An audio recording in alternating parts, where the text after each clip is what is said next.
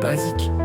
On va commencer par les bases, sur Régis, c'est pas un gage pour être un vrai gars. Casque et gants à ne pas louper. T'es là pour manger d'attelage, pas le temps de frimer. Par contre oublie direct tes bagues, sacoche, écharpe. Sauf si tu veux finir avec une prise en écharpe. Tes écouteurs et tout ce qui bloque la vue c'est inutile. Même si t'es accro à cette musique qui t'anime et brille.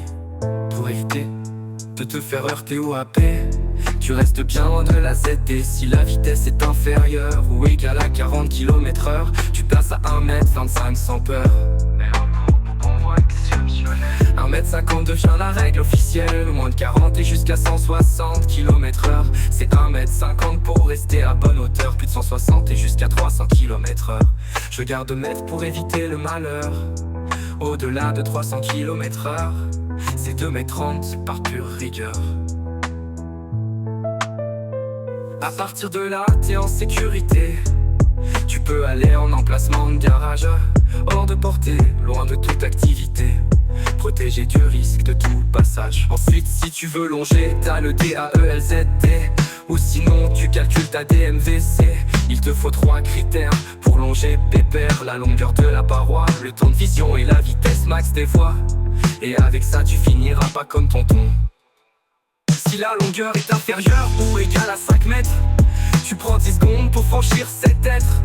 Pour simplifier, tu prends la vitesse de la voie et multiplie le tout simplement par 3. Si la longueur est supérieure à 5 mais inférieure ou égale à 10, tu prends 15 secondes pour franchir cet appendice. Ici t'as pas besoin de rester sur de la monogamie, donc profite et multiplie par 4,5. Si la longueur est supérieure à 10 mais inférieure ou égale à 15, t'as 20 secondes pour agir ou tu rejoins Louis XV. Ici tu ne finiras pas dépressif, il suffit de multiplier le tout par 6. Tu peux enfin longer sans risquer de te faire écraser.